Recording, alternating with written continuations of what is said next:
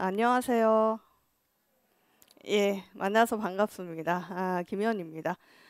오늘 약 1시간 가량 2024학년도 우리 임용고사 그중에서도 특히 교육학과 관련해서 이제 우리 어떻게 공부를 할 것인가에 대해서 좀 이야기를 해보려고 하는데요.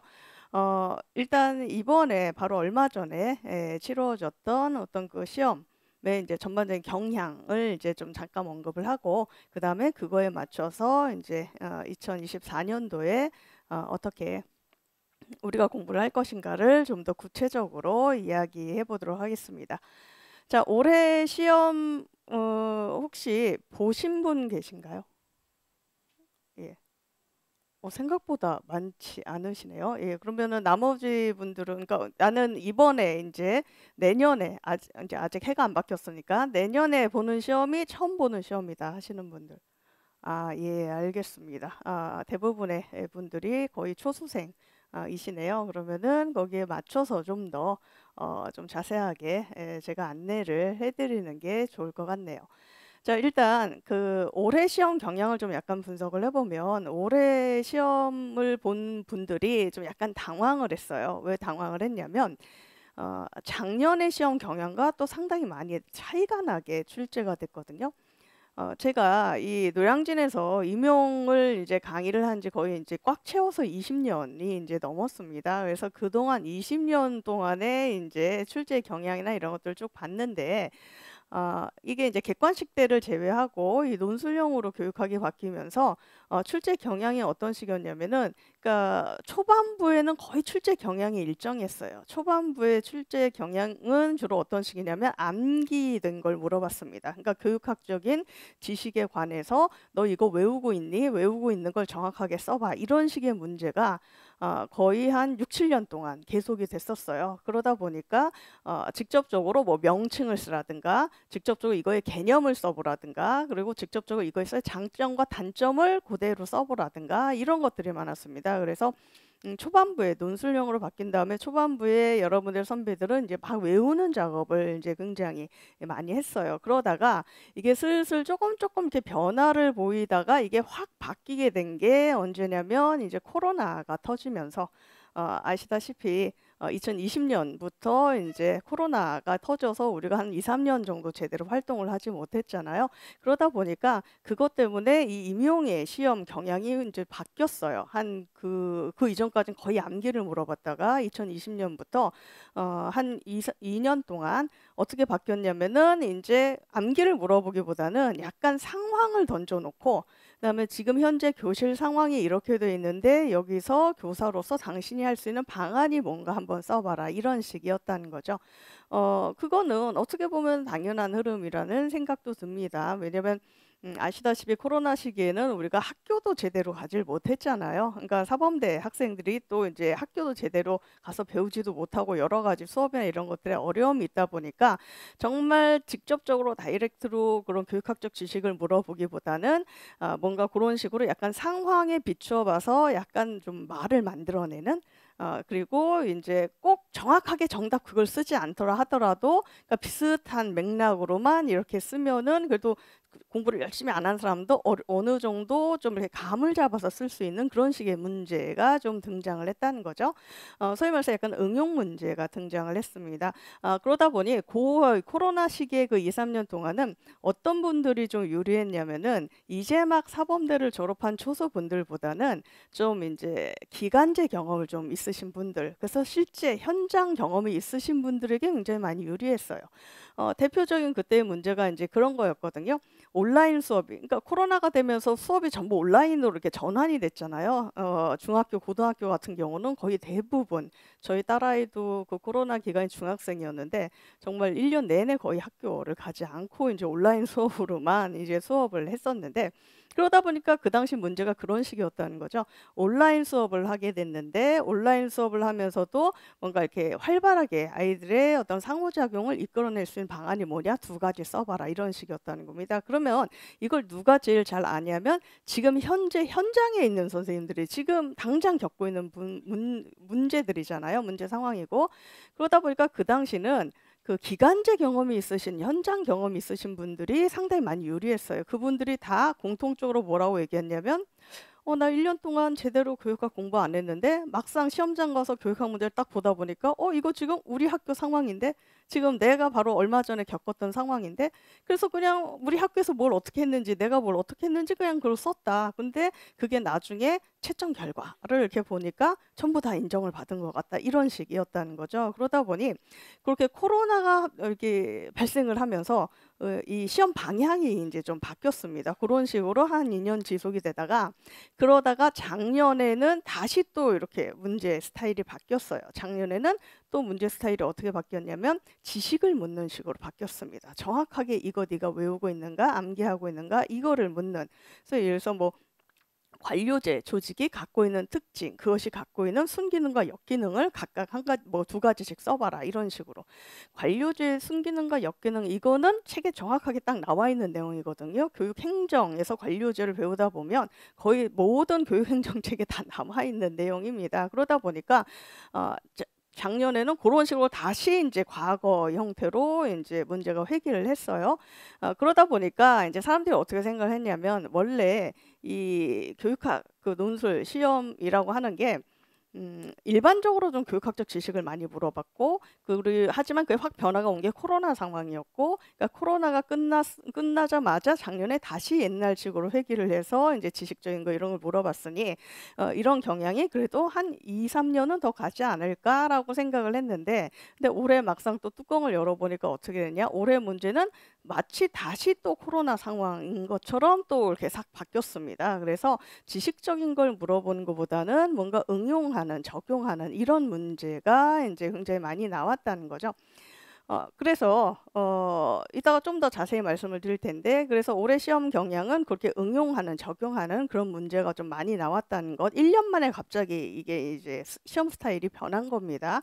방향이 변했고 그 다음에 두 번째로 제가 봤을 때 이번 우리 그 시험 문제 출제를 봤을 때 제가 이런 식으로 문제가 출제가 되면은 우리가 좀 더 열심히 주목을 해야 되는 게 기출이 아닌가, 기출 분석을 좀 더 주목해야 되지 않은가라는 생각을 했습니다. 그래서 제가 이번 시험을 보면서 이제 좀 포인트로 잡은 게 그 두 가지거든요.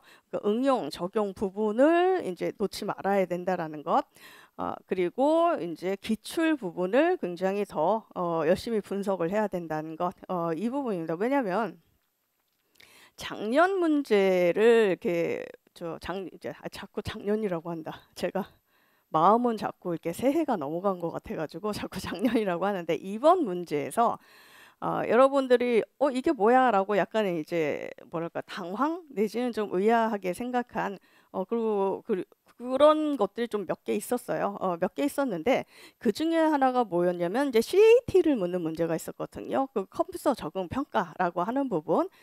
근데 그런 건 있어요. 여러분들 이렇게 시험 문제 이렇게 보다 보면 뭔가 낯설은 거, 이전에는 자주 안 물어봤던 거, 이렇게 낯설은 걸 물어본다라고 생각이 드는 순간, 그리고 혹은 내가 공부한 바운더를 벗어나서 뭔가 이게 출제가 됐다라고 판단이 되는 순간, 학생들이 많이 이렇게 패닉에 많이 빠지거든요. 그래서 굉장히 두려움을 갖고 있고, 그래서 나 이건 정말 망했구나, 이거 틀렸구나 이렇게 생각을 하는데 사실 꼭 그렇진 않습니다. 제가 이제 1년 동안 이렇게 쭉 수업을 하다 보면 우리 수강생분들에게 끊임없이 말씀을 해드리는 이유가 것 중에 하나가 뭐냐, 오히려 그런 문제가 훨씬 더 쉬울 수 있다라는 이야기를 많이 해요. 왜냐하면 너도 나도 다 예상할 수 있는, 그리고 너도 나도 당연히 이건 좀 나오겠지라고 하는 부분은 너도 나도 다 열심히 공부를 합니다. 그렇기 때문에 만약에 그와 관련된 문제가 나오면 그에 대한 답안은 너도 나도 좀 잘 쓰게 돼요. 그럼 어떻게 되냐? 그거를 채점하는데 상당히 기준이 타이트해집니다. 그래서 오히려 내가 아는 문제라서 나 답 다 썼는데 그래서 굉장히 자신만만하게 나 그 부분은 점수를 다 얻었겠지라고 생각을 하는데 의외로 나중에 뚜껑을 열어보면 그 부분에 내 생각보다는 점수를 덜 얻는 경우들이 왕왕 생겨요. 왜냐하면 아무리 내가 잘 쓴다고 하더라도 채점 자체가 타이트하게 들어가 버리면은 그러면 아무래도 거기에 뭔가 빈틈 같은 것들이 이제 생기게 되거든요. 근데 그게 아니라 이거는 약간 낯선 문제야. 이거는 좀 처음 보는 건데 예, 뭐 이런 것들을 물어봤다고 생각을 해봅시다. 그러면 이거는 굉장히 높은 확률로 남들도 모를 가능성이 굉장히 높습니다. 그리고 이거는 굉장히 높은 확률로 뭐가 있냐면은 답을 쓴다 하더라도 너도 나도 그렇게까지 정확하게 못 쓸 가능성이 굉장히 높아요. 그리고 또 이런 문제는 또 굉장히 높은 확률로 문제에서 이미 어느 정도 힌트를 주는 경우가 있습니다. 그 문제에 주어진 상황을 열심히 잘 보다 보면 거기에도 이미 힌트가 있는 경우가 많거든요. 그래서 그것만 잘 캐치를 하면은 자기가 당황한 거에 비해서는 그래서 상당히 좀 효율적으로 대처를 할 수 있는 게 굉장히 많은데, 근데 대부분 이제 패닉에 빠지다 보니까 겁이 덜컥 나다 보니까 원래 사람이 그렇잖아요. 갑자기 겁에 질리게 되면 뻔한 것도 안 보이게 됩니다. 내가 알던 것도 막 생각이 안 나게 되고 막 이렇게 되는 거죠. 그 CAT 문제 같은 경우도 거기 그것이 갖고 있는 특성을 이제 두 가지 쓰라고 했는데 그 중에 하나는 이미 문제 상황에서 힌트를 줬어요. 올해 문제 보신 분들은 아시겠지만 거기서 이제 CAT를 컴퓨터 적응 검사 이거를 적용을 해야 되겠다 뭐 이런 이야기를 하면서 그 교사의 대사에 뭐가 나와 있냐면 개별 학생의 맞춤형 교육을 위해서 CAT를 하는 게 좋겠다 이런 이야기를 하고 있어요. 그러면 우리가 그 컴퓨터 적응 검사 CAT가 뭔지 모른다 하더라도 설사 오늘 처음 들어봤다라고 하더라도 이걸로 우리가 약간 힌트를 얻을 수가 있잖아요. 뭔지는 모르겠는데 뭔가 애들 평가하는 거야. 근데 그게 뭐 때문에 이걸 하려고 한다고 얘기를 하냐면 개별 학생의 맞춤형 교육을 위해서 이 평가를 한다고 해. 그러면은 자연스럽게 우리가 어떻게 추측이 되냐면 모르긴 몰라도 이 평가는 뭔가 개별 학생들의 특성을 드러낼 수 있는 맞춤 그 개별 학생들의 특성에 맞는 평가를 하고자 하는 거겠구나라는 거는 우리가 상식적으로 생각을 해봐도 유추해낼 수 있는 거 아닙니까? 그러니까 그런 식으로 힌트를 주는 경우가 꽤 있고요. 그리고 제가 아까 기출 얘기를 이제 한 게 뭐냐면은 CAT가 나온 적이 있어요. 과거에 CAT를 물어본 적이 있습니다. 아마 대부분의 학생들은 이게 뭐야 생전 처음 들어본 거야. 기출 분석을 과거 했던 분들도 이거는 한 번도 물어보지 않은 거. 그 원래 우리 이 교육학 논술이 이따가도 이제 제가 또 말씀을 드릴 텐데 시험 문제가 아무 데서 출제하는 게 아니에요. 일정하게 정해진 바운더리가 있습니다. 있는데 그 중에 하나가 뭐냐면 주로 과거에 기출된 거 중에서 물어봐요. 그러니까 갑자기 맨땅에 헤딩하듯이 마구잡이 물어보는 게 아니라 원래 이 교육학 아니 우리 임용고사라고 하는 게 1991년도부터 시작이 됐거든요. 그래서 지금까지 진행이 되고 있는 거예요. 그러면은 이게 지금 뭐 30년이 지금 벌써 넘은 시험이라고 할 수가 있는데, 그러니까 30년 동안 교육학을 물어본 게 있다는 거죠. 그동안 물어봤던 기출된 영역 그 바운더리 안에서 주로 논술형 문제가 나옵니다. 근데 이제 다만 그거는 있죠. 그 기출된 바운더리 안에서도 어떤 거는 굉장히 많이 물어본 게 있고, 그래서 어떤 그 이론 같은 경우는 30년 동안 15번 이상 물어본 게 있는가 하면 어떤 거는 30년 동안 한 10번 정도 물어본 거 있고, 어떤 거는 30년 동안 5번 물어본 거, 어떤 건 30년 동안 딱 한 번 물어본 거 있고, 뭐 이런 식입니다. 그래서 그 빈도의 차이가 있는 것 뿐이지, 기출된 그 바운더리 안에서 주로 문제가 출제가 돼요. 그러다 보니, 뭐 매번 똑같은 건 아니지만 그 매번 매해년도 출제가 반드시 이렇게 되지는 않지만 크게 이제 전반적으로 봤을 때 이런 식이라는 거죠. 크게 한 4문제 정도, 물론 그 안에 보면은 한 문제당 뭐 2개씩 물어보고 뭐 이러기도 하지만 크게 4개 정도 물어본다고 할 때 2개 정도는 절반 정도는 과거에 5번 이상 기출된 거 위주로 좀 물어봅니다. 물어보는 경향이 있고, 그다음에 1개 정도는 과거에 한 서너 번 정도 기출된 거 물어보고, 그리고 마지막 1개 정도가 과거에 이제 한두 번 출제됐거나 아니면 한 번도 안 출제된 거를 물어보거나, 아니면 이 마지막 요게 없는 경우도 있어요. 그러니까 2개 정도 5번 이상 된 거 물어보고 나머지 2개 정도는 5번 이하로 된 걸 물어보고 뭐 이런 경우도 있고 해가지고 이렇게 그때그때마다 좀 차이는 있긴 하지만 어쨌든 크게 바운더리로 봤을 때 기출의 영역을 벗어나서 과거에 안 물어봤던 걸 물어보는 경우는 없지는 않은데 극히 드뭅니다. 지금 10년, 11년 동안, 11년 동안 우리가 교육학 논술 진행되면서 그 매번 물어볼 때마다 크게 4영역 정도 물어봤다고 했을 때 11년 동안 교육학 논술 진행이 되면서 정말 기출 전혀 안 된 거, 정말 생뚱맞은 거, 전혀 기출에도 없는데 이런 걸 물어본다고 했던 문제가 딱 2문제입니다. 그 많은 문제 중에서 딱 2문제예요. 그 외의 나머지 문제들은 전부 다 기출된 부분에서 나온 건데, 근데 작년에 CAT를 보면서 학생들이 아마 그렇게 생각을 하셨을 거예요. 이거 올해 정말 또 간만에 기출 외의 영역에서 나온 건가? 이거 처음 들어보는 건데 뭐 이렇게 생각하시는, 기출에서 본 적이 없는데 이렇게 생각하시는 분들이 있으실 거예요. 아니에요. 기출된 적이 있어요. 언제였냐면 2000년. 예, 지금으로부터 23년 전. 그때 초등교육학의 문제로 어떻게 나와요? 객관식이었어요. 그때 뭐라고 하면 다음 중 CAT의 특성에 맞는 걸 골라라. 똑같은 거 물어봤어요. 이번에 쓰라고 한 거랑 똑같은 걸 그때 객관식으로 물어봤어요. 그래서 그때 정답이 뭐였냐면 비교적 적은 수의 문제를 풀게 하고도 아이들의 능력을 정확하게 파악할 수 있다. 그러니까 굳이 많은 문제 풀게 하지 않아도 적은 수의 문제만 풀게 해도 아이들의 능력을 잘 파악할 수 있다. 이게 그 당시의 정답이었거든요. 그러다 보니까 결국 뭐냐면은 이것도, 그러니까 기출을 얼마나 우리가 후벼 파는가, 그리고 기출이나 이런 것들 얼마나 철저하게 분석하는. 그리고 또 하나, 이 기출이 중요하다고 제가 또 하나 말씀드리는 이유는 뭐냐면, 또 올해 문제 중에 학생들이 또 약간 이거 뭐야? 라고 생각했던 것 중에 뭐였냐면은 그 온라인 교육과 관련해서 상호작용 유형 3가지를 쓰라고 했어요. 그래서 온라인 교육의 상호작용 유형 3가지, 그게 이제 학생 간의 상호작용, 학생과 교사의 상호작용, 학생과 뭔가 프로그램 혹은 자료와의 상호작용, 뭐 이렇게 이게 3가지인데, 이것도 사실은 보면은 은근히 기출에서 이건 물어봤다기보다 상황으로 이게 제시된 적이 있습니다. 뭘 떠올리시면 되냐면 이게 그 2021년, 그러니까 2년 전이죠. 그러니까 온라인 교육을 물어봤던 게 21년도에 그때 온라인 교육을 한번 물어봤고, 그 다음에 이번에 또 온라인 교육을 물어본 거예요.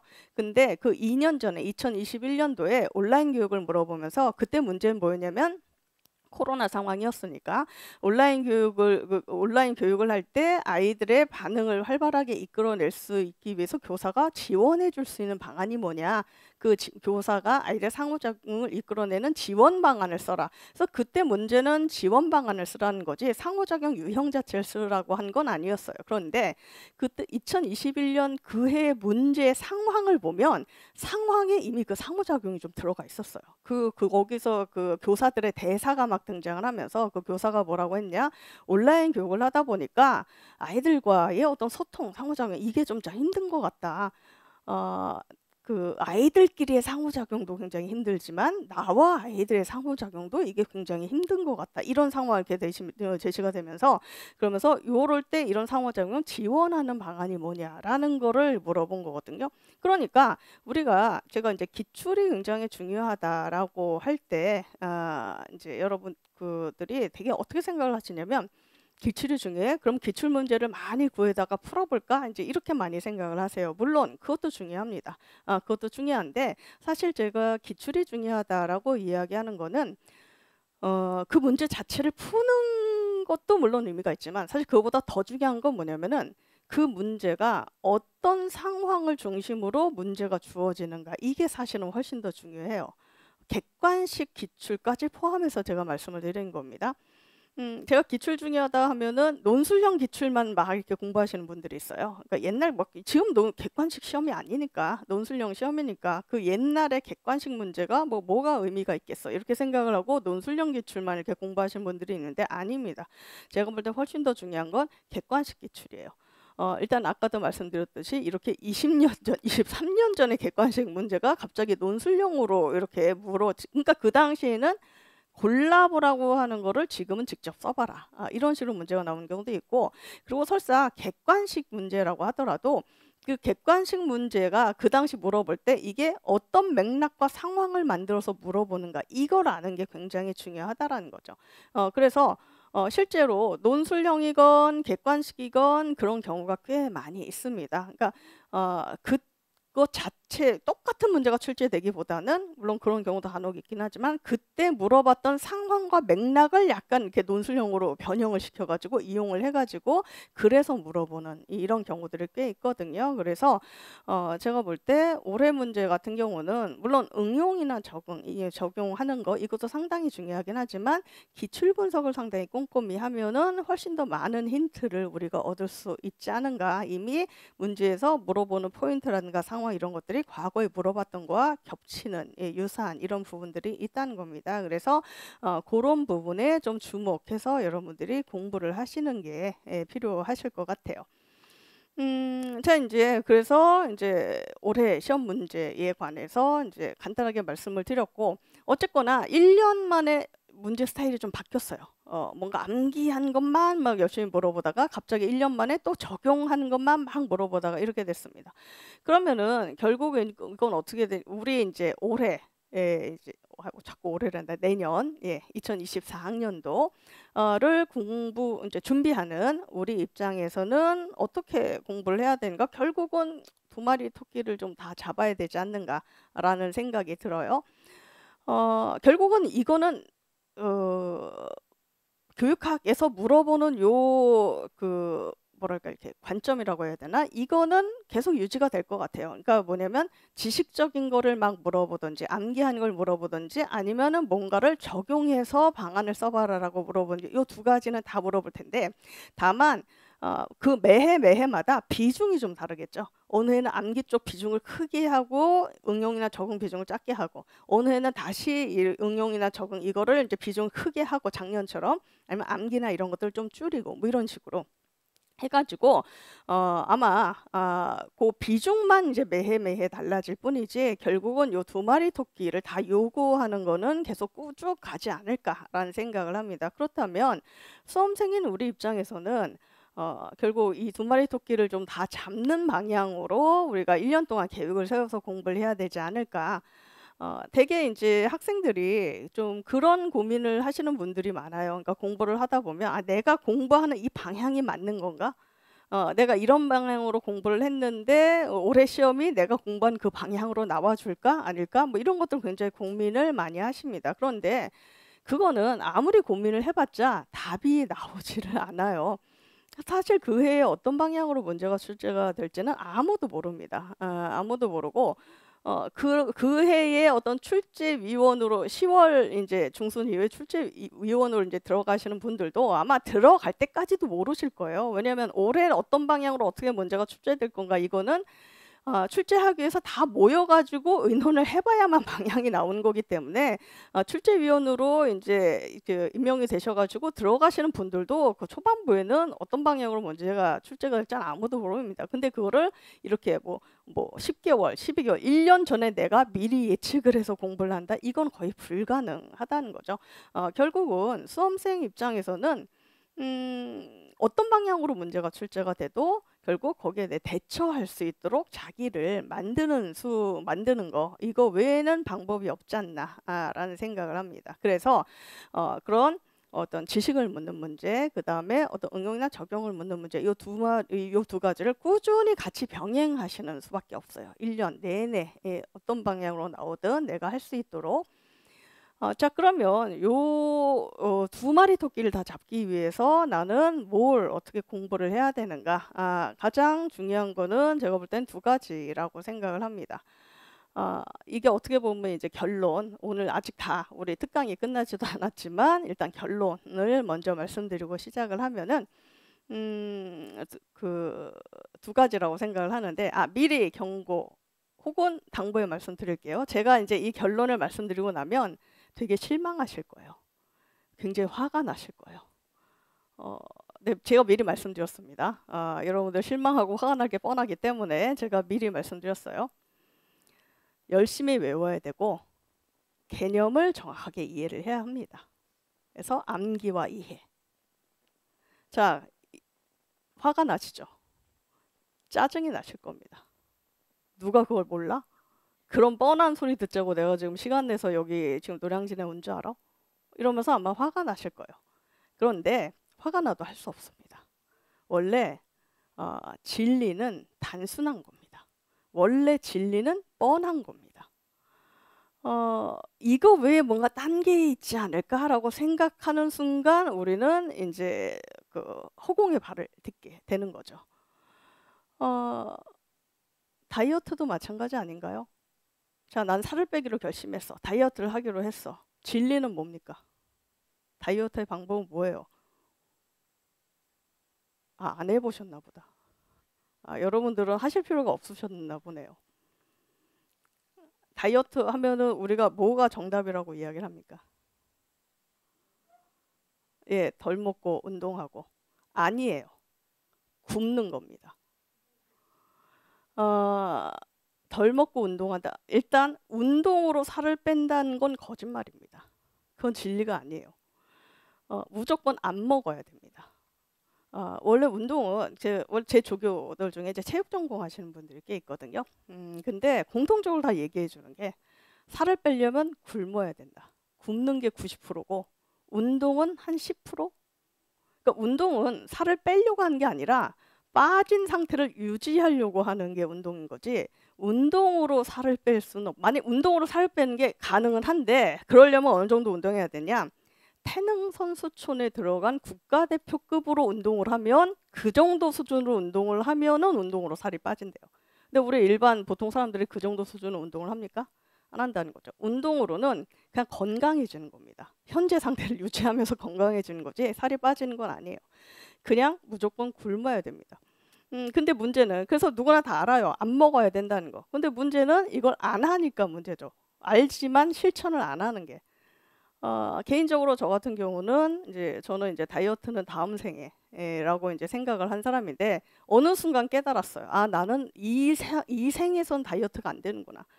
다음 생에 해야 되는구나. 그걸 왜 깨달았냐면 어느 순간 내가 나를 생각을 했을 때 이런 거죠. 내가 요즘 살이 찐 것 같은데 건강을 위해서 다이어트를 해볼까? 라는 결심을 하는 순간 동시에 떠오르는 생각이 뭐였냐? 뭘 먹어야 되지? 살 빼려면 뭘 먹어야 되지? 이런 생각을 했어요. 이거부터 벌써 틀린 거 아닙니까? 그냥 안 먹어야 되는데 그 순간에서도 뭘 먹어야 되지? 라고 생각한다는 것 자체가 이미 글른 일이라는 거죠. 그래서 그때 스스로를 깨닫고 나의 다이어트는 다음 생이다. 이렇게 제가 그렇게 결심을 했었는데 이것도 마찬가지예요.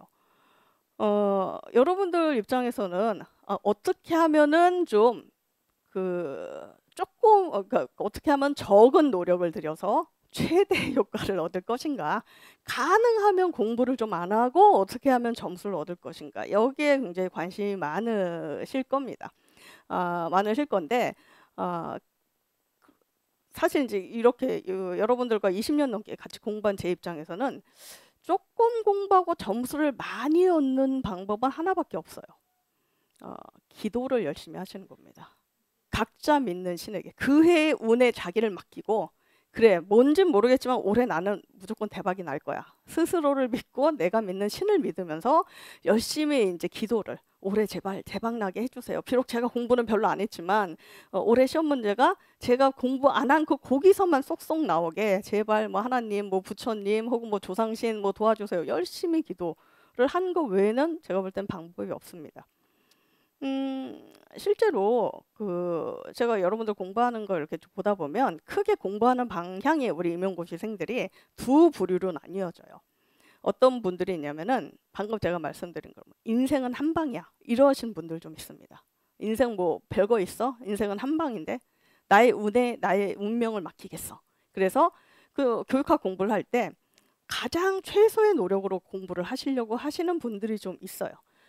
전부 다 공부하기는 이거 너무 많잖아. 왜냐면 전공도 지금 뭐 머리가 깨질 판인데 할 게 너무너무 많은데, 거기다가 교육학은 아시다시피 1차 시험의 비중이 교육학이 20점 그리고 전공이 80점이잖아요. 전공이 거의 4배 이상 점수를 더 많이 차지를 하고 있어요. 그러면 내가 그냥 막 교육학 20점밖에 안 되는데, 전공의 4분의 1밖에 비중이 안 되는데 교육학에 올인하느니 차라리 그 노력으로 전공을 열심히 해가지고 전공에서 점수를 왕창 따고, 그다음에 교육학 같은 경우는 가장 최소의 노력을 들여서, 그러니까 고득점은 아니고 그냥 좀 일정 이상의 그냥 평균 정도의 점수를 얻은 다음에 그다음에 전공으로 왕창 점수를 따가지고 승부를 보자, 이런 식으로 공부를 하시는 분들 있는가 하면, 그래서 이제 최소의 노력을 기울이시는 분들이 있는가 하면, 두 번째 부류는 어떤 분들이 계시냐면, 나는 도저히 그렇게 공부를 못하겠어. 왜냐면 너무 불안해. 교육학 비록 20점 만점 4분의 1밖에 안 된다고 하지만 혹시나 과락 나오면 어떡해? 뭐 이런 생각을 하시는 거죠. 아시죠? 과락이 나오면은 교육학이건 전공이건 둘 중에 어느 하나라도 과락이 나오면은 1차 시험 그럼 무조건 탈락입니다. 그리고 교육학은 방대한 영역에서 딱 한 4문제 정도만 나오잖아요. 그러다 보니까 자칫하면 내가 공부 안 한 영역에서 한 2개 정도 나와준다 이러면은 과락 가능성이 굉장히 높아져요. 그렇기 때문에 난 도저히 불안해서 그런 식으로 공부를 못 하겠어. 그냥 나는 소심하니까 그냥 꾸역꾸역 뭐 그냥 1년 내내 이렇게 해가지고 교육학 쭉 열심히 공부를 할게. 이렇게 공부 계획을 짜시는 분들이 있어요. 그래서 전자와 후자 이렇게 있는데 물론 이제 어떤 걸 선택하느냐는 개개인의 성향이나 뭐 이런 것들의 차이가 있긴 하지만 제가 볼 때는 그래도 후자가 더 바람직한 선택이라고 생각을 합니다. 왜냐하면 일단 몇 가지 이유가 있어요. 일단 첫 번째 뭐가 있냐면은 그런 첫 번째 방식으로 도박하듯이 공부하시는 분들이 대부분 어떤 경우 일이 이제 발생을 하냐면 나중에 가을, 겨울 이제 시험이 점점 시간이 흘러가지고 다가오잖아요. 여름 지나고 가을 되고 이렇게 되면 굉장히 후회를 많이 하세요. 왜 후회를 많이 하냐? 불안해지거든요. 그러니까 즉 처음에 1, 2월에 처음 공부할 땐 자신만만하게 그래 나는 전공에 올인을 하겠어. 교육학은 최소한으로 공부를 하겠어. 그래서 요런 분들이 몇 개만 이렇게 뽑아서 공부를 하시는 경우들이 꽤 있습니다. 그러니까 예를 들어서 자주 나오는 거 한 30개, 40개만 딱 뽑아서 요것만 열심히 공부를 한다. 뭐 이런다든가 특정 한두 개 영역만 이렇게 열심히 공부해서 뭐 요 정도로만 내가 하고 이걸로 이제 이 안에서 다 나와주면 뭐 너무나 다양한 일이고 아니더라도 뭐 요 안에서 내가 쓰다 보면 그래도 꽈락은 면하겠지 뭐 이런 식으로 공부를 하시는 분들이 근데 처음에는 자신만만하게 그 공부를 하시다가 이게 여름 지나고 가을 되고 점점 시험이 다가오면 다가올수록 어떻게 되느냐? 불안해지죠. 왜냐면 정말 진짜 올해 시험이 내가 공부한 데서 나와줄까? 이건 사실 아무도 모르는 거잖아요. 그리고 또 이런 것도 있습니다. 모두 다 그렇다는 건 아닌데 제가 그동안 관찰을 해보면 이렇게 나 교육학 공부는 덜하고 그 다음에 뭐 전공 공부 열심히 해서 이걸로 올릴래? 라고 하신 분들이 정말 전공 공부를 열심히 하시느냐? 하면 그렇지도 않아요. 이미 처음에 계획을 그렇게 짰다는 것 자체가 뭐냐면 열심히 할 생각이 별로 없으신 분들이에요. 최소의 노력을 하고 싶어 하시는 분들이죠. 그런 분들이 과연 전공이라고 해서 열심히 했을까? 사실 그렇지 않은 경우가 태반입니다. 그러니까 어떻게 되냐? 가을이 되면 될수록 생각보다 내가 전공 공부를 많이 안 했어. 그런데다가 교육학은 더 안 했어.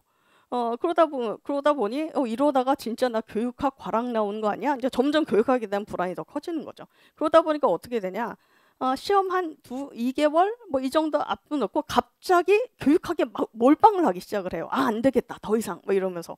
그래도 전공은 그동안 꾸준히 좀 봤으니까 근데 교육학은 너무 안 봤으니까 이러다 정말 큰일 날지 모르겠다. 그러면서 갑자기 교육학에 몰빵하기 시작을 합니다. 그럼 어떻게 되냐? 그것 때문에 전공이 흔들려요. 그동안 공부했던 것도 흔들립니다. 여러분들 1년 동안 공부를 하실 때 꼭 유의하셔야 될 것 중에 하나가 뭐냐? 교육학과 전공은요. 매일매일 같이 하셔야 되는 겁니다. 이거 나누시면 안 돼요. 그러니까 나눈다는 얘기는 뭐냐면 이런 식으로 뭐 1, 2월은 교육학만 하고 3, 4월은 전공해야지 뭐 이렇게 한다든가 아니면 이런 거 월화는 교육학하고 대개 이제 노량진에서 교육학 강의는 월요일 화요일에 깔려요. 그리고 이제 전공 강의는 각자 뭐 수목금토 이쪽에 이제 전공 강의가 깔리거든요. 그러다 보니까 또 이렇게 월화는 교육학만 공부하고 수목금토는 전공만 공부하고 이런 식으로 계획 짜시는 분들이 있는데 안 돼요. 이러면 큰일 납니다. 왜냐면 공부라는 게 이렇게 흐름이 있거든요. 흐름이 있어서 어떤 흐름 자체가 한번 딱 끊어지면은 그 흐름을 다시 이어지기까지는 뭐랄까 2배 이상의 시간이 걸려요. 그러니까 예를 들어서 내가 교육학 공부를 열심히 하다가 하루 쉬었어. 하루 쉬었으면 그 다음에 이 2배, 이틀을 더 공부를 해야 그 쉬기 이전 상태로 되돌아갑니다. 그게 아니라 나 공부하다가 일주일을 쉬었어. 그럼 어떻게 됩니까? 교육학 2주 정도는 이후에 더 공부를 해야 그 쉬기 전 상태로 갑니다. 근데 그게 아니라 교육학을 한 2달을 손을 놨다? 그럼 어떻게 됩니까? 그러면 넉 달은 공부를 해야 그 시기 이전 상태로 간다는 거죠. 그래서 아까 말씀드린 것처럼 1, 2월은 교육학만 하고 3, 4, 5는 전공한다. 이러시면 그래서 안 된다라는 얘기예요. 3, 4, 5, 6 막 전공 공부하다가 7월 돼서 다시 교육학 잡는다?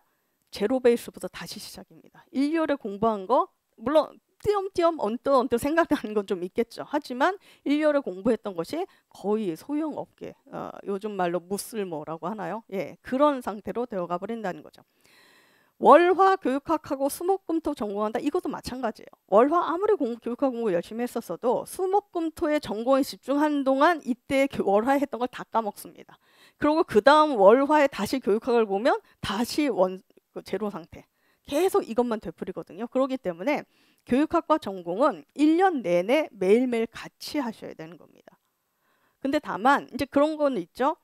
비중은 조절을 하실 수는 있어요. 그러니까 비중을 조절해서 매일매일 같이 하시라는 겁니다. 예를 들어서 월화에 주로 교육학 공부를, 그러니까 뭐 강의도 듣고 막 이런 걸 하니까, 그러니까 월화에 교육학 공부를 주로 한다면 거기에 전공을 조금 더 끼워 넣었어요. 그러니까 교육학 9, 전공 1, 뭐 이 정도의 비율로 월화에는 하고 교육학 전공을, 수목금토는 거꾸로 교육학 1, 그 다음에 전공 9의 비중으로 해가지고 수목금토는 유지하고. 무슨 말인지 아시겠죠? 예, 이런 식으로 매일매일 일단 같이 가야 돼요. 이렇게 흐름을 끊어 놓으시면은 이거는 굉장히 힘들어집니다. 나중에. 그래서 이제 매일매일 같이 해야 되는 건데, 아까도 말했지만 그런 식으로 나중에 이제 급해져가지고 이제는 좀 교육학 좀 봐야겠다 해서 갑자기 가을에 교육학을 막 파기 시작하면 그 순간 전공은 이제 나락으로 떨어지게 되는 거죠. 그래서 결국은 전공도 흔들리게 되고 교육학이 한두 달 안에 이게 다 정리된 양이 아니거든요. 그러다 보니까 결국은 둘 다 흔들리면서 그냥 시험장에 가게 되는 이런 일이 벌어진다는 거죠.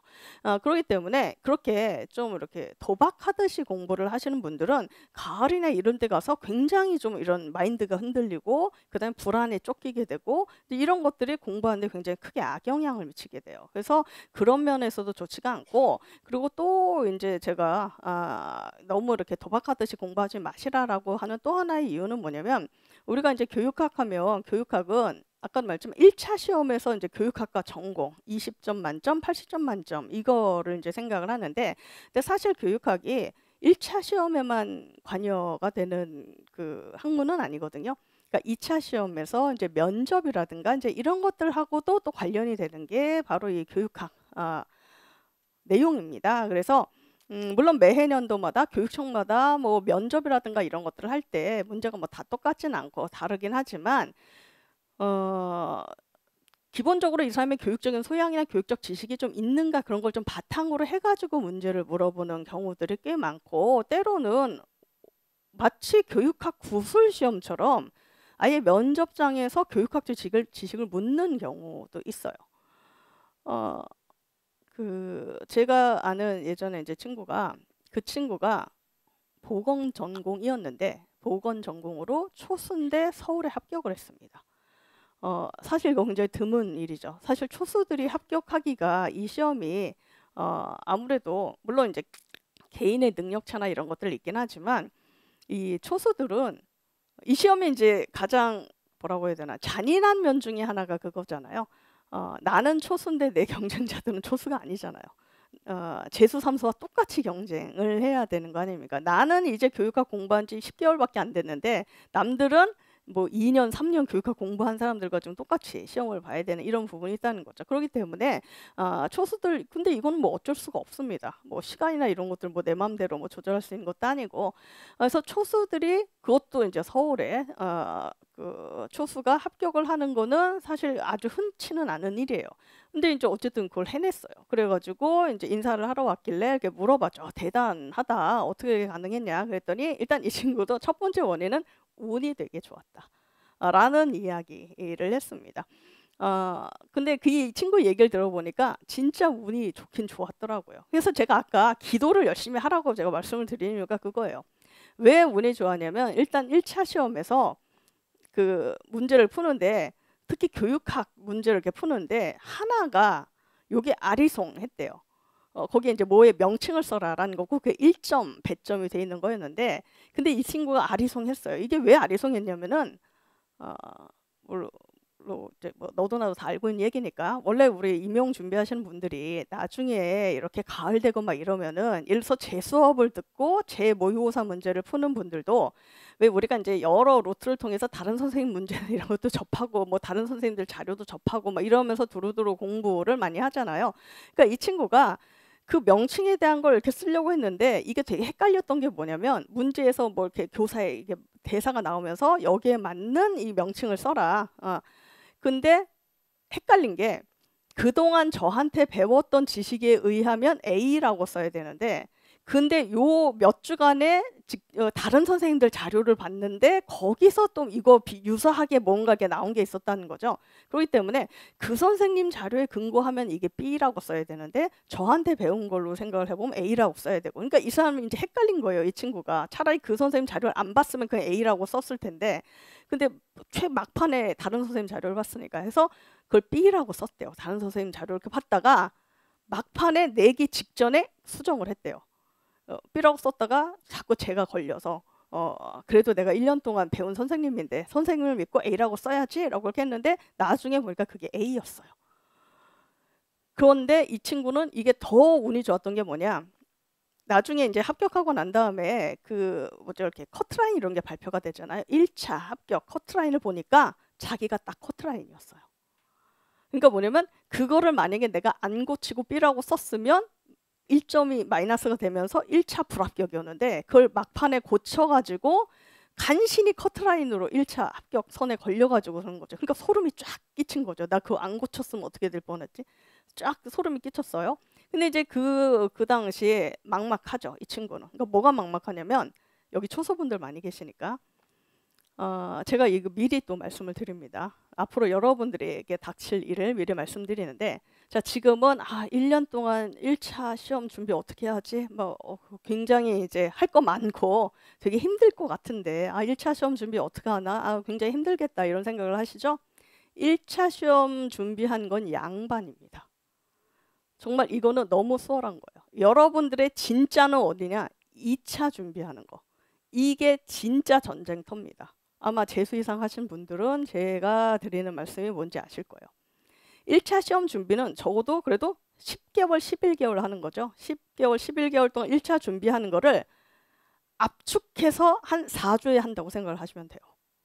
그동안에 했던 10개월의 노력이 압축이 돼서 그걸 4주 안에 그만큼의 노력을 해야 된다. 그러니까 정말 2차 준비를 이제 1차 특히나 1차 합격하고 난 다음에 2차 준비하시는 분들은 그 친구도 그랬어요. 울면서 준비를 했다고. 그러니까 너무너무 힘들어가지고 그러니까 1차 준비한 건 정말 양반이었고 이거 정말 너무너무 힘들다고. 근데 이 친구 같은 경우는 더 힘들겠죠. 왜냐면 본인이 알잖아요. 1차를 이제 끄트머리로 붙었어. 그러면 여기서 내가 최종 합격을 하려면 2차에서 뒤집어야 된다는 거잖아요. 적어도 앞에 몇 명을 제끼고 내가 더 위로 올라가야 된다는 거죠. 근데 문제는 뭐냐면 난 초수인데 이제 2차 준비도 이번에 처음 해보는 건데 과거에 시험 뭐 2차 시험을 봤던 경험도 없는 거고 그리고 이렇게 2차 준비를 해보면 아시겠지만 가보면 뭐 재수 사무소 이런 이미 과거 2차 준비를 많이 해보신 분들이 또 많이 있어요. 그럼 그분들 막 잘하는 거 보면 또 비교가 되면서 가뜩이 나는 1차에서 끄트머리로 붙었는데 이게 과연 될 수 있을까? 막 이러면서 이제 막 불안한 마음에 어쩌면 울면서 좀 이랬는데 2차 시험은 이제 들어갔죠. 면접 보는 날이었어요. 면접 문제인데 그때 이제 그 당시 서울시 교육청에서 면접은 증문즉답이었어요. 그러니까 증문즉답이라는 게 뭐냐면은 이게 교육청마다 좀 이렇게 다른데 어떤 교육청은 미리 이렇게 시험 보기 전에 구상 시간을 주는 경우가 있어요. 다른 데 이렇게 대기실하고 한 20분 정도 대기하게 하면서 그때 미리 문제를 뽑게 해요. 그래서 20분 대기하면서 문제를 보면서 이 문제에 맞춰서 나는 어떻게 답을 해야겠다 미리 구상을 하고 이제 시험장 들어와서 답을 하는 이런 경우가 있는데 서울은 증문즉답이에요. 그러니까 뭐냐면 증문즉답이었어요. 그러니까 뭐냐면 문제가 여기 있는 거예요. 그러니까 들어올 때까지 문제를 몰라. 그래서 시험장 들어와서 문제가 이렇게 엎어져 있습니다. 그럼 이거를 이렇게 펼치면 그제서야 문제가 이렇게. 그러면 읽어보고 대답을 해야 되는 거죠. 즉시. 그러니까 이게 더 피가 말리는 거죠. 왜냐하면 생각할 시간 뭐 이런 것들이 없으니까 딱 폈는데 전혀 뭐 내가 모르는 걸 물어봤다든가 이러면은 이거는 이제 거기서 끝나는 거 아닙니까? 그러니까 더더욱 긴장해서 덜덜덜덜 떨면서 이제 와서 이제 문제를 딱 펼쳤는데 그 해의 문제가 뭐였냐면은 교육학적인 지식을 물었어요. 물어봤고 뭘 물어봤냐면 기능론과 갈등론의 장단점에 대해서 얘기해보라 라는 식의 문제가 나왔어요. 여러분들 나중에 그 교육학 공부를 해보시면 알겠지만 기능론과 갈등론은 교육사회학에서 제일 먼저 나오는 겁니다. 교육사회학을 공부를 하면은 그걸 공부를 안 할 수가 없어요. 교육사회학 파트를 공부한다고 한다면 그 부분을 빼놓고 공부를 할 수가 없거든요.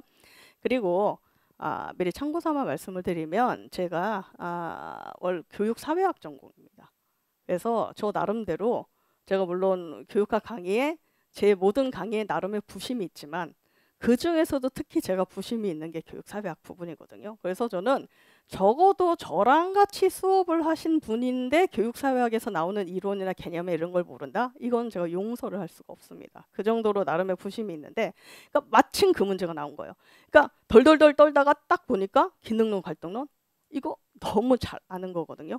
그러니까 자기도 모르게 급속도로 안정이 되면서 이제 막 떠오르면서 쫙 얘기를 했다는 거죠. 그리고 면접을 끝내고 나왔는데 근데 이게 중요한 게 아니에요. 그 2차 준비를 하면서 몇몇 이제 사람들과 친해졌어요. 그 중에 한 친구가 그 당시 오수였던 선배가 있었다고 합니다. 친해졌대요. 그리고 같이 2차까지 이제 이렇게 본 거죠. 근데 그날 그래서 2차 면접 시험 다 끝나고 난 다음에 이제 저녁에 만나가지고 막 이렇게 얘기하는데 이제 그 만났는데 이 오수한 이 선배가 이 친구한테 뭐라고 했냐? 나 너무 당황했어. 그러면서 야, 기능론 갈등론이 뭐야? 이렇게 물어보더래요. 오히려 그거에 이 친구가 더 깜짝 놀란 거죠. 기능론 갈등론은 언니 몰라요? 몰라. 아니 언니 오수나 했다면서 교육학을 그럼 5년을 공부를 했는데도 몰라요? 몰라. 아니 그거 교육사회학 하면 제일 먼저 나오는 게 기능론 갈등론인데 몰라요? 몰라. 왜 모르냐라고 했더니 5년 동안 하긴 했는데 아까 제가 말씀드린 거죠. 그때 띄엄띄엄 공부를 한 거예요. 뭔가 이렇게 체계적으로 쭉 이렇게 한 게 없고 그냥 매년 닥쳐서 몇 개씩 이렇게 뽑아가지고 그때 이렇게 하다 보니까 그러니까 전반적으로 이렇게 체계적으로 교육학적인 내용이나 이런 게 쌓이지 않았던 거죠. 만약에 그게 쌓여 있다면 이제 잘 대처를 할 수 있었을 텐데 결국 나중에 최종 결과가 어떻게 되냐? 본인이 붙고 그 선배가 떨어졌어요. 그 오수한 그 친구가. 그리고 2차에서 거의 꼴찌의 점수가 나와가지고 그래서 결국은 떨어지는. 그러니까 이 친구가 뭐라냐? 굉장히 자기는 운이 좋았다라고 이야기를 하더라고요. 그래서 저도 정말 운이 좋았다고 그 조상신에게 감사를 해라. 뭐 이런 식으로 이제 제가 이야기를 했는데, 그러니까 뭐냐면 어떤 방식으로 공부를 할지는 본인이 선택을 하는 겁니다. 본인이 선택을 하는 건데 아무래도 전자 방식으로 공부를 하는 그렇게 좀 가장 최소한의 노력을 가지고 효율적으로 공부를 하려고 하는 거는 너무 위험 부담이 커요. 그게 굉장히 운이 좋아서 그 해에 정말 운 좋게 내가 공부한 거기서 막 대박이 나가지고 그래서 그 해 막 합격해서 이 노량진 바닥을 떠났다? 물론 그러면 괜찮습니다. 그러면 상관이 없는데 그렇게 자기 운에 맡겼다가 실패를 하면 그럼 그 다음 해에 어떻게 되냐? 다시 처음부터 다시 시작을 해야 돼요. 설사 똑같이 떨어졌다 하더라도 1년 동안 차근차근 공부를 해놨으면 그게 그 다음 해에 다시 도전을 할 때 그래도 그게 밑바탕이 되어주는데 그게 아니라 매해 연도마다 그렇게 뭐 조금 뭐 여기에 맞춰서만 공부를 해야지 그랬다가는 결국 5년 동안 공부를 했어도 기능론 갈등론을 제대로 대답을 못하는 이제 그런 상황이 펼쳐진다는 거죠. 그래서 교육학은 1차 시험에서 20점에만 해당되는 게 아니라 2차 시험에서 면접이라든가 뭐 이런 것들에도 사실 이게 베이스가 되어줍니다. 이 지식이 그런 것들이 있고 그리고 또 하나 교육학을 좀 꾸준히 공부해야 된다라고 제가 말씀드린 또 하나의 이유는 뭐냐? 가장 중요한 것 중에 하나도 이거죠. 교육학이 1교시 시험이라는 겁니다. 수능이나 뭐 이런 거 시험 이렇게 봐보신 경험이 있으신 분들은 아실 거예요. 1교시 시험의 중요성을. 1교시 시험을 잘 보느냐 못 보느냐 뭐 실제로 결과 좋고 나쁘고 그건 상관없어요. 일단 1교시 시험을 내가 그래도 좀 대처를 했느냐 안 했느냐에 따라 2교시 그 뒤에 보는 시험에 굉장히 크게 영향을 미칩니다. 1교시 국어 망치면 어떻게 됩니까? 그 다음에 뭐 수학이나 영어나 다른 거 풀 때도 이제 뭔가 이게 흔들리게 되잖아요. 근데 그게 아니라 1교시 시험을 잘 봤다. 교육학을 내가 1교시 시험을 봤는데 되게 잘 본 것 같아. 왠지 느낌상 이러다가 만점 나오는 거 아니야? 뭐 이런 생각이 들 정도로 1교시 시험을 자신만만하게 봤다? 그럼 어떻게 되냐? 2교시 전공 시험 볼 때 이게 굉장히 시너지 효과를 줍니다. 근데 그게 아니라 1교시 시험 보긴 봤는데 이거 나 완전 망한 것 같은데? 이거 까딱 잘못하면 이거 과락 나오는 거 아니야? 막 이런 막 불안, 걱정이 들 정도로 1교시를 망쳤다고 생각을 해보세요. 2교시, 3교시 시험 볼 맛이 납니까? 안 납니까? 안 난다는 거죠. 실제로 그래서 뭐 많지는 않지만 시험장 보면은 간혹 그런 분들이 있어요. 1교시 시험 끝나고 그냥 나가버리시는 분들도 있습니다. 물론 이제 관광 시험을 오신 분들도 간혹 그래서 그냥 나가버리시는 분들도 있지만 전혀 이제 교육학 공부 안 하신 분들 중에는 이렇게 하다 보니까 이거 아닌 것 같거든요. 아무래도 이거 꽈락 나올 것 같거든요. 그러면 2교시, 3교시 시험 볼 이유가 없잖아요. 그러니까 그냥 나가버리시는 이런 분들도 있다는 거죠. 그래서 이런 것들을 다 생각을 해보면 교육학을 좀 여러분들 꾸준히 1년 동안 같이 공부를 하시는 것이 필요할 거고요. 우리 초수분들이 많이 계시니까 초수분들이 많이 저한테 물어보시는 것 중에 교육학과 전공을 어느 정도 비중을 둬서 공부를 해야 됩니까? 이걸 물어보신 분들이 꽤 있으세요. 그래서 그거 좀 말씀을 드리면은 교육학은 전반부, 그러니까 봄 때 좀 많이 공부를 해 놓으시고 여름, 가을 뒤로 가면 갈수록 줄이셔야 됩니다. 그래서 이제 개인마다 차이는 있지만 저는 어떻게 안내 드리냐면 1, 2, 3, 4월 달까지는 교육학과 전공을 5대5 비중으로 공부를 하세요. 비중을 둘 때 똑같이. 1, 2, 3, 4월 달까지는 5대5 비율로 공부를 하다가 5월부터는 이제 점점 교육학 비중을 줄이셔야 돼요. 그러니까 5, 6월 되면은 이제 교육학 4, 전공 6, 4대6으로. 7, 8월 되면 3대7. 그 다음에 이제 90, 11월 되면은 이제 2대8 아니면 교육학 좀 자신 있다 하면 1대9도 괜찮습니다. 무슨 말인지 아시겠죠? 그래서 이런 식으로 점점점 교육학 비중을 줄이셔야 돼요. 왜냐하면 초소분들 역시 제가 미리 말씀을 드릴게요. 제가 이제 앞으로 여러분들의 닥칠 일을 다 말씀을 드리는 겁니다. 어차피 닥칠 일이긴 하지만 그래도 알고 닥치는 게 나으니까. 뒤로 가면 갈수록요. 전공은 쏟아져요. 할 게 너무너무 많습니다. 대부분 초수들 공통적으로 뭐라고 하냐? 1, 2월 달 이렇게 전공 교육학 이렇게 공부를 하다 보면 많이 이래요. 전공은 할 만한데 교육학이 이거는 정말 답이 없는데? 교육학 왜 이렇게 많아? 거기다가 그 전공은 어쨌든 본인이 좋아서 그걸 전공을 한 거잖아요. 내가 좋아하는 과목이고 죽이 됐든 밥이 됐든 대학교 4년 내내 뭐 이렇게 좀 주워들은 가락도 있고 막 이러니까 본인이 좀 좋아하고 재미도 있어 하고 좀 익숙하기도 하고 전공할 만한데 막 이런 생각을 해요. 근데 이에 비해서 교육학은 낯설어. 무슨 말인지도 잘 모르겠고 머리에도 잘 안 들어오고 그리고 양도 많아서 정리도 안 돼. 그러니까 정말 전공은 좀 할 만한데 교육학 이건 답이 없네 막 이렇게 생각을 하세요. 그런데 그거 아니에요. 이게 뒤로 가면 갈수록 어떻게 되냐? 이게 반대가 됩니다. 교육학은 분명히 양이 많고 할 게 많긴 한데 제가 이거 하나는 자신 있게 말씀드릴 수 있어요. 교육학은 그래도 끝이 있습니다. 아까 제가 바운더리가 있다고 얘기를 했잖아요. 바운더리가 커서 그렇지 바운더리 자체는 있어요. 그러니까 하다 보면 이 정도 하면 되겠구나. 이 정도 하면 그래도 얼추 커버가 되겠구나라는 게 이제 생깁니다. 그런데 전공은요. 바운다리가 없어요. 처음에는 할 만한데 했다가 하면 할수록 또 나오고 또 나오고 또 나오고 막 이렇게 돼요. 특히 하반기로 가면 갈수록 여러분들의 전공 내용이 쏟아집니다. 오히려 상반기보다 하반기에 더 많이 쏟아져요. 그러니까 어떻게 되냐면 다 공통으로 이렇게 말씀하셨어요. 처음에 공부 시작할 때는 전공이 좀 할만하고 교육학이 답이 없다고 생각을 했는데 이제 여름 지나고 가을 돼 보니까 선생님 이제 전공이 끝이 없어요. 전공 이게 도저히 이제 정리가 안 되고 교육학은 차라리 어느 정도 정리가 되는데 이게 전공이 끝이 없어요. 이런 얘기를 거의 공통적으로 하거든요. 즉 하반기로 가면 갈수록 교육학 공부할 시간이 없습니다. 그래서 아까 제가 그렇게 초반부에 그러니까 봄에 교육학 공부를 소홀히 하면 문제가 생긴다는 게 바로 그 얘기예요. 하반기로 가면 갈수록 그나마 내가 정리했다고 했던 전공도 계속 쏟아지면서 그 정리가 안 되는데 거기에 플러스 교육학까지 내가 제대로 안 해놨어. 이러면은 굉장히 데미지가 크다는 거죠. 그래서 대부분 상반기에 교육학을 어느 정도 다져 놓으셔야 돼요. 다져 놓으셔야 되고 하반기로 가면 갈수록 교육학은 줄이셔야 됩니다. 전공하는 걸 다 늘리셔야 돼요. 근데 그러려면 결국 상반기에 좀 잘 다져 놔야 된다는 거죠. 그러다 보니까 제 수업 같은 경우가 요거 잠깐 잠시만요. 약간 그 시스템에 맞춰서 이렇게 되어 있는데 요게 이제 커리큘럼이거든요.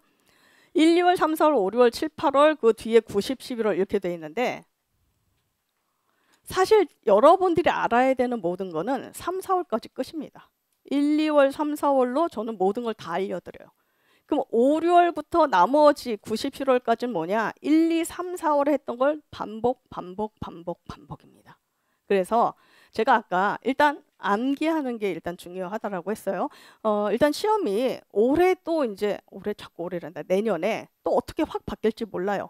그러니까 이번 시험에는 응용을 많이 물어봤지만 또 다음에는 갑자기 또 확 바꾸면서 또 암기하는 거 이런 것도 물어볼지 어떨지 몰라요. 뿐만 아니라 원래 아까 적용, 응용이 중요하다고 이야기를 했는데 적용, 응용을 하기 위해서도 뭐가 필요하냐면 어느 정도의 암기는 뒷받침이 돼줘야 돼요. 그래야만 이해와 적용이 가능하지 암기 자체가 안 돼 있는데 적용을 하는 거는 이건 불가능한 거거든요. 그래서 기본적으로 여러분들이 알아야 되고 외워야 되는 그 교육학적 지식이 있는데 그게 1, 2, 3, 4월로 끝입니다. 그러니까 1, 2월은 지금 여기 그린 키위반, 3, 4월은 골드 키위반 이렇게 지금 이런 식으로 제 교재가 이제 키위 교육학이니까 명칭을 저렇게 했는데 이름 잘 짓지 않았나요? 그린 키위, 골드 키위. 예. 저게 뭐가 차이가 납니까? 라고 물어보면 둘 다 이론반이에요. 근데 이제 뭐가 차이가 납니까? 물어보신 분들이 있어서 아까 제가 기출이 이제 되는 영역 안에서 문제가 이렇게 나온다고 했잖아요. 그린 키위반은 기출이 많이 된 거 위주로 좀 구성을 해놨어요.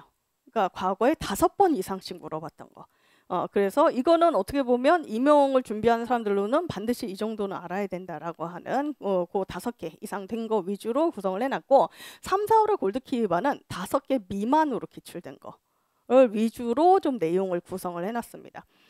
올해 같은 경우는 제가 볼 때 올해 시험 문제는 5개 미만으로 물어본 거를 이쪽을 좀 더 강화해야 되지 않을까라는 생각을 해요. 제가 이제 골드키위반에 대해서 잠깐 부연 설명을 해드리면은 제가 올해 골드키위반을 하면서 나름 포인트로 제가 잡은 게 있는데 올해 시험을 봤을 때 아까 그 CAT 같은 경우는 한 번 출제된 거라고 말씀을 드렸죠. 근데 굉장히 기출 빈도가 이렇게 적은 부분에서 출제가 됐고 또 하나 뭐가 있으면 올해 그 학교운영위원회에 물어봤습니다. 네 번째 문제로 교육행정에서 학교운영위원회. 학교운영위원회는 옛날에 객관식 때는 여러 번 물어봤던 거예요. 옛날에 객관식 때는 그러니까 그때는 교육법을 아예 따로 물어봤었어요. 그래서 그 당시는 교육법 강좌가 아예 따로 있었습니다. 그래서 그 교육법과 관련된 교재가 한 150페이지 정도 되는 교재로 교육과 관련된 한 12개의 법령이 있거든요. 뭐 교육 그 기본법부터 시작해서 뭐 초중등 교육법 뭐 시행령에서 10개가 넘는 법령이 있는데 옛날에 객관식 때는 그 중에 몇 개를 이렇게 뽑아서 이 법령을 외우고 있는가 다음 보기에서 이 법령에 맞지 않는 걸 골라라 혹은 맞는 걸 골라라 해가지고 그 법령을 외우고 있어야 이렇게 뽑아낼 수 있는 그런 걸 물어봤는데 그거의 일환으로 많이 물어봤던 게 학교운영위원회예요. 그러니까 학교운영위원회가 법령과 관련된 문제거든요. 그러니까 올해 문제도 보시면 알겠지만 물어본 게 첫 번째 그거잖아요. 학교운영위원회의 법적 주체가 세 가지가 뭐냐. 그러니까 법령을 물어본 겁니다. 법에서 이 주체 셋을 뭘로 정의를 하고 있는가. 그걸 쓰라 이제 이런 얘기인 건데 참고로 말씀드리면 이게 이제 옛날 객관식 때는 그렇게 좀 물어봤지만 논술형으로 바뀌면서 사실 우리가 모두 다 뭐라고 얘기를 했냐면은 법은 안 물어볼 거야. 논술인데 법 자체를 물어볼 가능성이 있을까? 이건 현저히 가능성이 낮다고 생각을 하죠. 그래서 법은 안 물어볼 거야 라고 생각했고 실제로 그동안 계속 출제가 안 됐어요. 안 됐는데 이거는 이제 제 자랑입니다. 저는 법령을 물론 저도 안 다뤘죠. 안 나올 거라고 생각을 하고 하지만 매해 년도마다 그리고 이 올해도 마찬가지지만 학교운영위원회는 제가 다뤘어요. 어떻게 뭐 수업 들으신 분들은 아실 테고 일단 기출 분석을 하다 보면 나오기도 하고 그리고 제 교재 중에 마인드맵이 있거든요. 마인드맵 보면 아예 한 페이지가 학교운영위원회로 되어 있습니다. 그리고 제가 수업 시간에도 매해 년도 이제 뭐라고 얘기했냐면 교육법은 원래 안 나올 가능성이 높다. 논술형이기 때문에 안 나올 가능성이 높은데 그럼에도 불구하고 만약에 교육과정평가원에서 미친 척하고 이 교육법에 관련해서 문제를 낸다라고 한다면 이거 하나다. 라고 했던 게 학교운영위원회였거든요. 왜냐하면 당장 여러분들이 마주치게 될 조직이에요. 합격을 해서 학교로 들어가시게 되면 바로 모든 학교의 그 학교운영위원회가 구성이 되어 있기 때문에 당장 내가 교사가 되면은 당장 마주칠 조직이기 때문에 딴 건 안 물어봐도 이거는 만약에 딱 하나 물어본다면 이거 물어볼 거다라고 했던 게 학교운영위원회였거든요. 그러다 보니까 이런 3, 4월 달에는 좀 그런 올해 시험 문제 이렇게 보면은 예전에는 좀 잘 안 예전에는 그닥 빈도수 높지 않게 물어봤던 거, 좀 약간 깊숙이 있었던 거, 이런 것들을 올해 좀 많이 물어봤거든요. 그러다 보니까 저는 올해 3, 4월 달에는 예년에 비해서 좀 더 3, 4월 달에 힘을 주려고 해요. 그러니까 힘을 준다는 건 뭐냐면 작년도, 재작년도, 3년 전도 최근 한 5, 6년 보면 나오는 영역이 좀 일정합니다. 주로 교육행정, 그다음에 교수학습, 교육과정, 교육평가 요 네 영역을 굉장히 많이 물어봐요.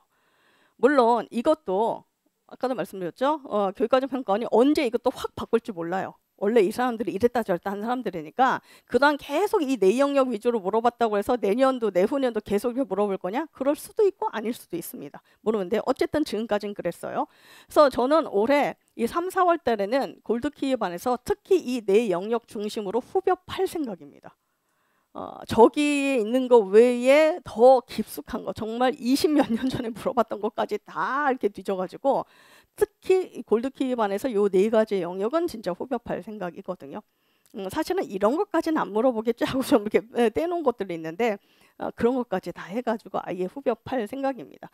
그래서 이제 1, 2, 3, 4월 달까지 결국은 교육학적인 이론을 전부 다 정리를 이제 할 거고요. 그다음에 5, 6월 달은 기출분석반이에요. 아까 제가 기출분석 굉장히 중요하다라고 말씀을 드렸죠. 참고로 설명드리면 기출분석반에서는 우리가 이 교육학이 논술형으로 바뀐 게 2013학년도, 그러니까 2012년부터 이게 바뀌었거든요. 그러니까 지금부터 이제 11년치의 논술형 문제가 쌓여 있는 거잖아요. 그동안의 논술형 문제 전부 다에 플러스 객관식 문제도 이제 기출도 분석을 합니다. 그 객관식 기출은 사실 시간 관계상 전부 다 할 수는 없어요. 그 이전에 20몇 년치를 다 할 수는 없으니까 마지막 객관식이 2012년이었는데 역순으로 올라가서 5년치를 이제 분석을 합니다. 그래서 그렇게 기출 분석을 하는데 실제로 기출 분석 아까도 말씀드렸죠. 올해 시험 경향을 봤을 때 저는 상당히 중요하다고 보입니다. 주어 문제에서 어떤 것들이 중요한가, 어떤 걸 포인트로 물어보는가 이런 것들을 파악하는 데도 굉장히 필요하고 그 다음에 특히 그 논술형 기출 분석할 때는 저 5, 6월 달 기출 분석반에서 논술 분석할 때는 그 예전 거까지는 별로 의미가 없고 2017년도부터 시작해서 이제 올해는 이제 좀 이따 봐야겠죠. 아직 결과나 이런 게 안 나왔으니까 2017년부터 해가지고 매년도에 고득점자, 여기서 말하는 고득점자는 20점 혹은 19.6 정도 맞은 그런 사람들의 답안도 제가 따로 자료로 드립니다. 결국 어떻게 내가 답을 써야 이게 고득점을 받을 수 있는가는 뭘 보면 아시면 되냐면 만점 받는 사람들을 어떻게 썼는가를 보면 이제 알 수가 있거든요. 그거 보면 감이 잡힙니다. 이런 식으로 써야지 이게 좀 만점 가까이 나오는구나. 한편으로는 소름 끼치지만 어쨌든 한편으로는 그래도 그게 이제 길잡이가 되어주는 거죠. 그래서 그 당시 특히 논술형 문제 그 당시 채점 기준이 뭐였고 어떻게 채점했고 그래서 답이 뭐였고 그래서 이렇게 썼더니 만점이 어떻게 나왔고 이런 것들을 이제 분석을 하는 거죠. 그런 것들을 하는 게 이제 5, 6월 달 할 거고 7, 8월 달은 마인드맵반이라고 해서 아까 제 교재 마인드맵이라는 게 있다고 했잖아요. 그게 교육학 전 영역을 그 마인드맵을 이용을 해서 한 100페이지로 줄인 겁니다. 그래가지고 이 마인드맵 중심으로 결국 1, 2, 3, 4로 했던 거를 다시 한번 정리를 해요. 쭉 총정리를 하고 그다음 90, 11월에는 최종 모의고사반에서 모의고사 하는데 요때도 마인드맵을 다시 한번 또 봅니다. 그러니까 뭐냐면 제 수업을 쭉 같이 하시는 분들의 공동 특징이 뭐냐면은 많이 외우게 되세요. 왜냐? 저는 대놓고 주입식 수업을 합니다. 저는 주입식 수업 굉장히 좋아합니다. 일단은 머리에 이게 들어오려면 여러 번 반복하는 거 외에는 사실은 여러 번 반복하는 요게 이제 과정이 굉장히 들어가야 되거든요. 그러니까 1, 2, 3, 4월 때 했던 내용을 기출 분석하면서 다시 한번 얘기하고 마인드맵 하면서 또 얘기하고 모의고사반 풀면서 또 얘기하고 계속 반복을 합니다. 그래서 많이 그래요. 우리 학생들이 저랑 같이 수업하시는 분들은 1, 2, 3, 4월 달 수업 들을 때는 되게 좋아하세요. 선생님 수업 너무 재밌어요. 너무 좋아요. 막 이러다가 나중에 이제 7, 8, 90시로 이렇게 되잖아요. 얼굴 표정이 썩습니다. 어떤 식이냐면 이런 거. 또 저 얘기야? 또 저거 설명하면서 또 저 얘기야? 막 이제 지루한데 짜증나는데 막 이게 표정이 보여요. 그런데 저는 그게 중요하다고 생각을 합니다. 정말 짜증날 정도로 들어야 머리에 박힙니다. 매번 새로운 거를 들어서는 머리에 입력이 안 돼요. 그래서 이것도 제가 미리 말씀을 드리는 거예요. 앞으로 제 수업을 들을 분들에게 미리 말씀을 드리는 건데 저는 그래서 계속 반복입니다. 그래서 제 수업을 하다 보면 많이 머리에 들어온다라고 얘기를 해요. 심지어 저는 어느 정도로 그거를 지루하게 반복을 하냐면 저는 예를 굉장히 많이 들어드려요. 아마 주변에 제 강의 들은 분들에게 물어보시면 공통적으로 나오는 평가가 되게 예를 많이 같이 들어준다라는 평가를 좀 많이 하실 거예요. 전 심지어 그 예도 똑같이 해요. 왜냐? 제가 해보니까요. 학생들 좀 지루할 것 같은데 그래서 이 내용에 대해서 저번엔 이 예를 들었는데 이번엔 다른 예를 들잖아요. 그럼 또 헷갈려요, 학생들이. 예가 바뀜으로써 이게 뭐 내용이 달라지나 뭐 이러면서 또 학생들이 헷갈려 하더라고요. 심지어 저는 그래서 얘까지 똑같이 계속 반복을 합니다. 근데 그렇게 하니까 어떤 일이 벌어지냐면 학생들이 시험장 가서 그런 얘기를 많이 해요. 선생님 소리가 들린다고. 항상 누구 하면은 그래서 뭐 문화재생산동 하면 항상 제가 했던 얘기가 있거든요. 그럼 딱 문제석을 보는 순간 마치 이렇게 귀에서 녹음기가 리플레이 되는 것처럼 이렇게 선생님 목소리가 들린다. 이런 이야기를 하는 분들도 있어요. 그렇기 때문에 이 과정을 통해서 굉장히 많이 반복을 합니다. 반복을 하고 근데 아까도 말씀한 암기만으로 이게 다 되는 게 아니잖아요. 배운 내용을 정확하게 이해하고 적용하는 게 필요하지 않습니까? 특히나 적용과 관련해서는 요즘에는 학교 현장에서 지금 뭘 관심을 갖고 있는가 이런 것들과 관련해서 주로 이제 상황을 제시를 하고 문제를 낸다는 거죠. 그러니까 이 부분에 대해서도 우리가 계속 관심을 가져야 돼요.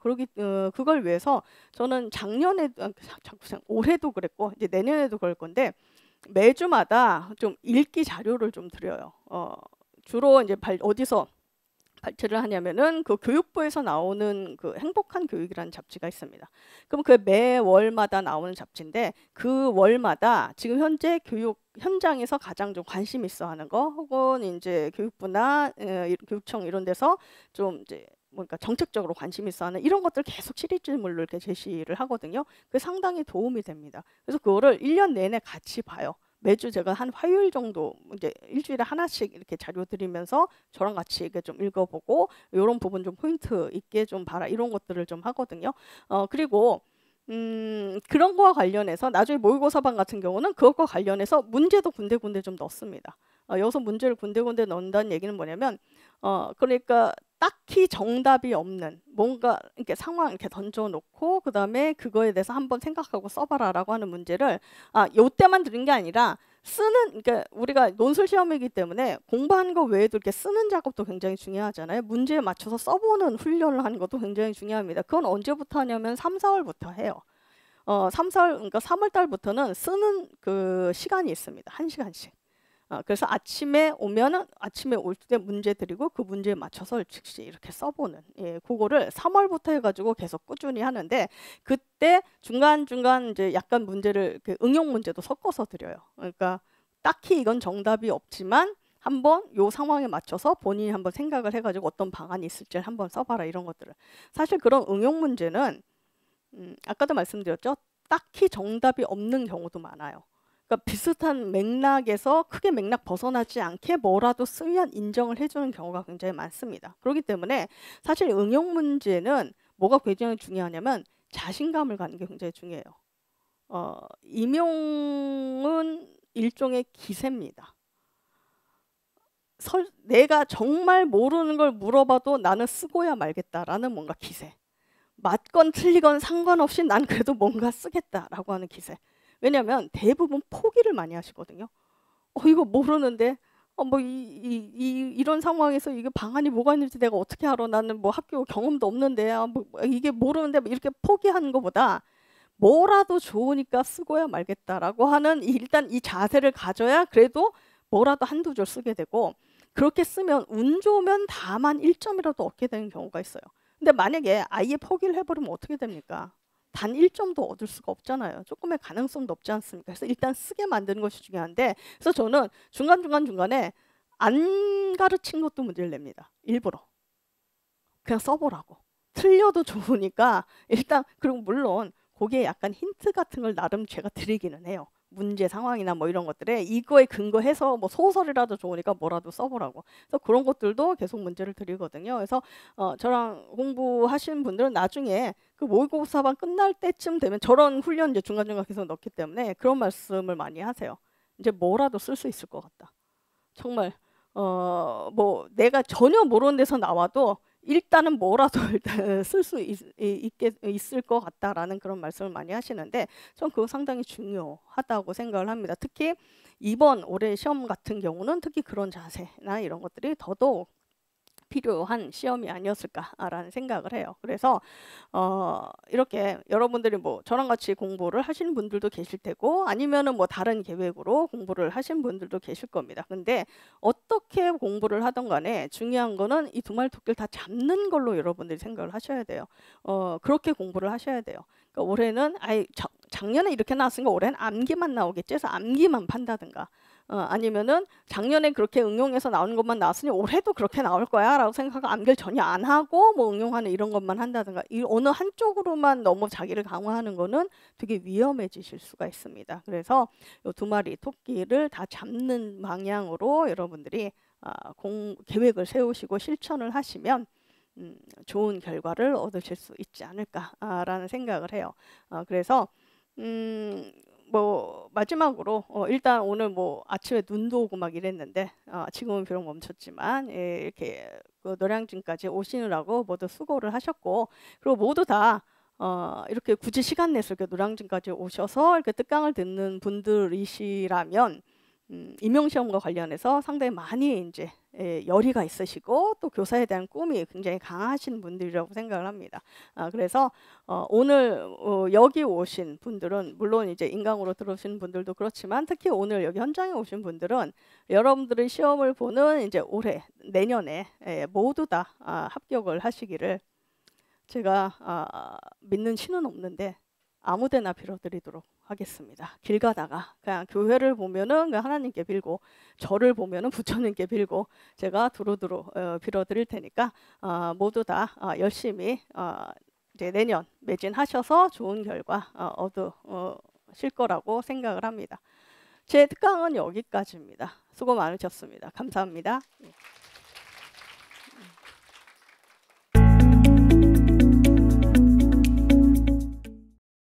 이제 키 마인드맵 반은 7, 8월인데 이게 굉장히 중요한 반이라고 생각해요. 왜냐하면 한 그 페이지에 교육학 내용이 마인드맵처럼 가지치기해서 정리되어 있기 때문에 자신이 했던 단거나 노트를 바탕으로 이 마인드맵을 계속 회독을 하다 보면 중요한 내용을 우선적으로 암기를 하게 됩니다. 그리고 이 마인드맵 반 때 김현 교수님께서 출제 빈도, 또 나올 것 같은 어떤 중요도, 이런 것들을 말씀을 해주시기 때문에 굉장히 많은 내용을 그린과 골드에서 배웠음에도 불구하고 이 7, 8월 달에 그 많은 내용이 요약이 되고 압축이 되고 반복이 됩니다.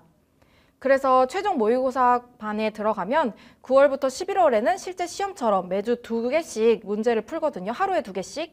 그래서 일주일이면 4개를 벌써 풀기 때문에 많은 양의 모의고사를 풀면서 실전까지 그 느낌을 가지고 갈 수 있는 수업이라고 생각합니다. 그래서 그 강의 계획표에 맞게 계획을 세우시면 좋을 것 같아요.